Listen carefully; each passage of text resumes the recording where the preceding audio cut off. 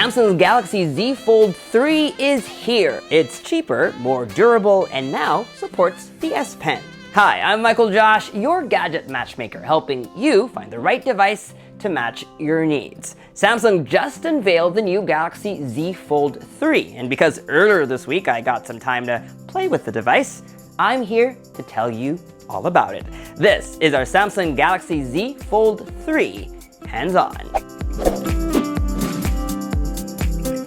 If there's one big takeaway from the launch of the new Galaxy Z Fold3, it's that prices have gone down.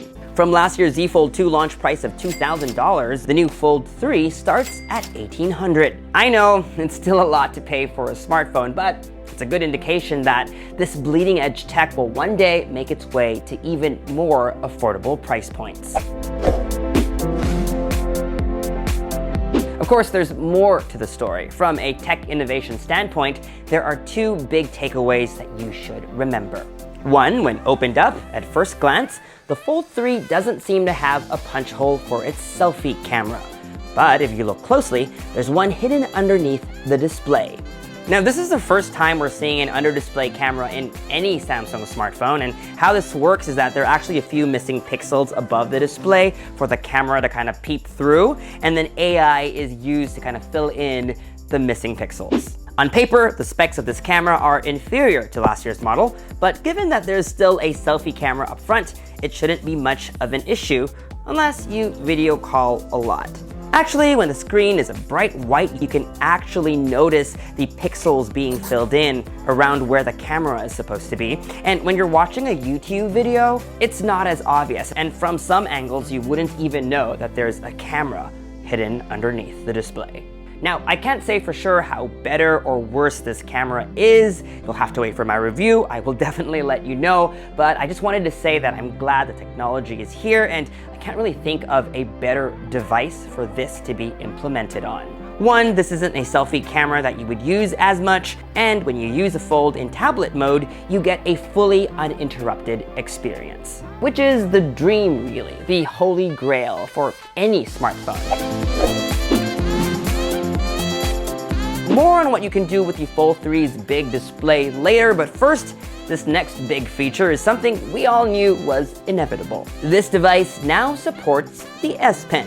Samsung is announcing two new pen models alongside the Fold 3. Both are designed with a self-retracting nib so that no matter how hard you press, the sharp tip is not going to drill into the flexible display. The first of these pens is called the S Pen Fold Edition, made specifically for and will only work with the Z Fold 3. Just like the S Pen that debuted with the Galaxy S21 series, it doesn't have a battery and Bluetooth, but does all the basic stuff like taking notes.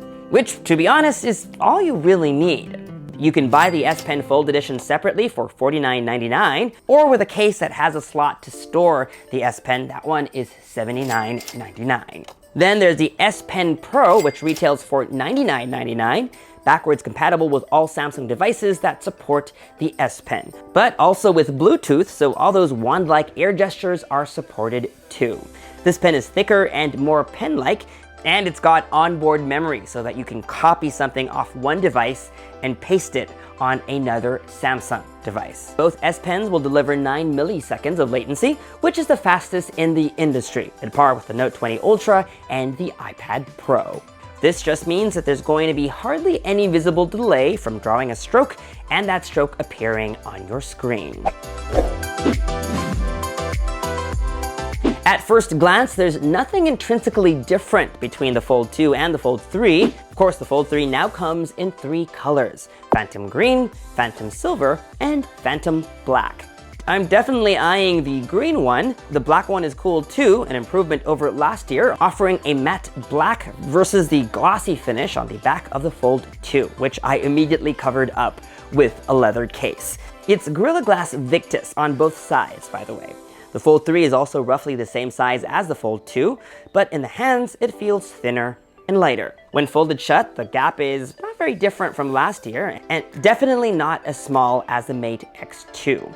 Samsung says the hinge mechanism is the same, but they've reduced its size so it doesn't protrude from the phone so much. It's also made from a new material. Samsung is calling it armor aluminum that is 10% more durable than on the Fold 2. By the way, if you're wondering if Samsung is going to continue offering that made-to-order special custom color hinge, well, the answer is sadly no. And while we're on the topic of durability, for the first time ever on a foldable device, the Galaxy Z Fold 3 is IPX8 water and dust resistant.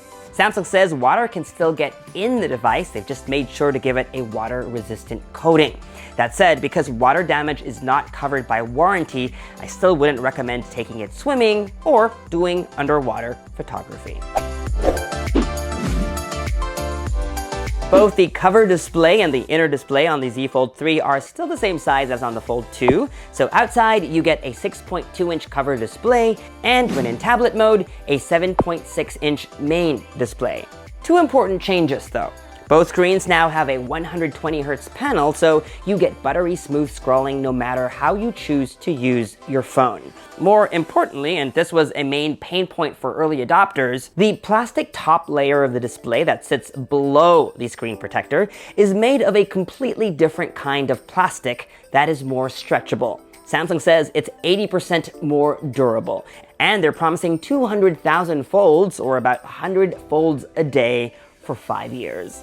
This, of course, isn't something that I can verify over the course of a quick review, but make sure to follow me on Twitter and Instagram because I will often go on there and post updates to my reviews with real-world notes.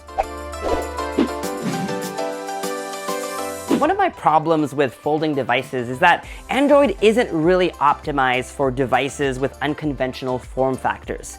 Thankfully, Samsung has taken matters into their own hands, making tweaks to the user experience and working with third-party app developers so that more apps take advantage of the extra screen real estate. Apps like Netflix and Spotify, Google's roster of apps like YouTube, Gmail, and Chrome, and work apps like Slack, Zoom, and Microsoft Word, just to name a few. For example, if you're on YouTube, you can prop your phone up like this and have a video play on one half of the display, and have the Flex Mode panel appear on the bottom. That gives you easy access to brightness and volume controls, as well as an easy screenshot button. When you're using the camera, well, Capture View lets you compose and take shots while also previewing shots you've already taken at the same time, over here on the left-hand side. And remember Edge panel that contains shortcuts to frequently used apps and app pairs? You can now pin it to the side of your screen and have it work like a Windows dock, so it's always there.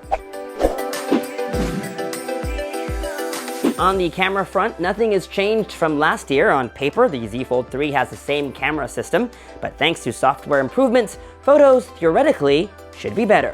Basically, all the camera improvements that came to the S21 series make it here also.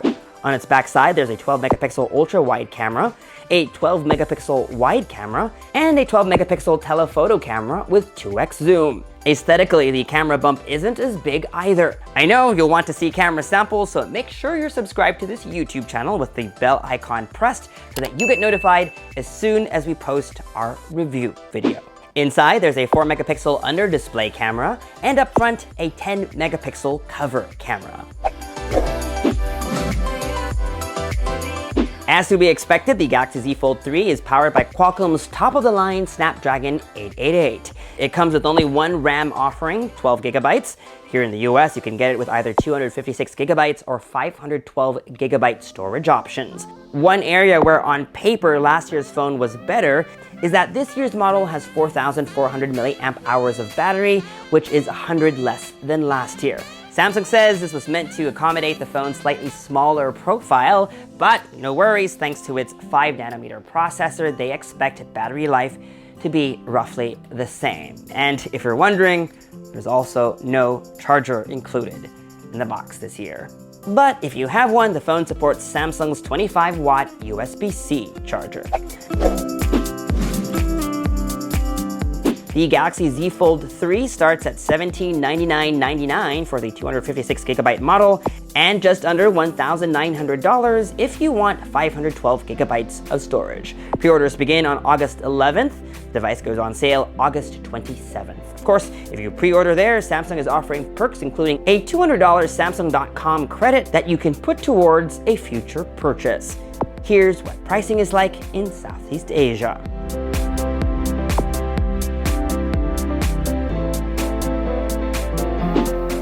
And that was our Samsung Galaxy Z Fold 3 hands-on. Folks, we've just gotten started. We have unboxing, review, and maybe comparison videos yet to come, so I'd love to know what features you'd like me to highlight and what questions you'd like answered.